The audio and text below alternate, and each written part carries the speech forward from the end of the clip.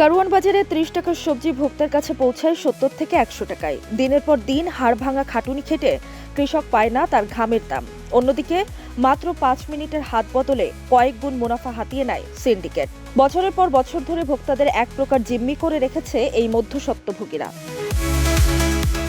এই সিন্ডিকেট ভাঙার চেষ্টা হয়েছে বারবার, কিন্তু অদৃশ্য বলে টিকে গেছে তারা। তবে এবার শোনা গেল কারওয়ান বাজারের সিন্ডিকেট ভাঙতে পূর্বাচল ৩০০ ফিট সড়কের পাশে চালু হতে যাচ্ছে শাকসবজি বিক্রির একটি হাব। সব ঠিক থাকলে আগামী ১ অক্টোবর থেকে এই হাব চালু হতে যাচ্ছে বলে জানিয়েছেন কনজিউমার অ্যাসোসিয়েশন অব বাংলাদেশের নতুন সভাপতি AHM শফিকুজ্জামান।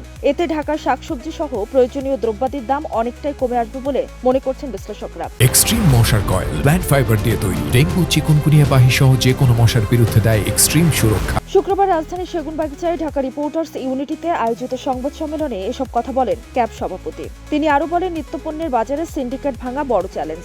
কয়েকটি কর্পোরেট গ্রুপ ছাড়াও অসংখ্য অদৃশ্য হাত জড়িত থাকায় এই চক্র ভাঙতে যথাযথ ব্যবস্থা নিতে হবে, নইলে বাজারে শৃঙ্খলা ফিরবে না।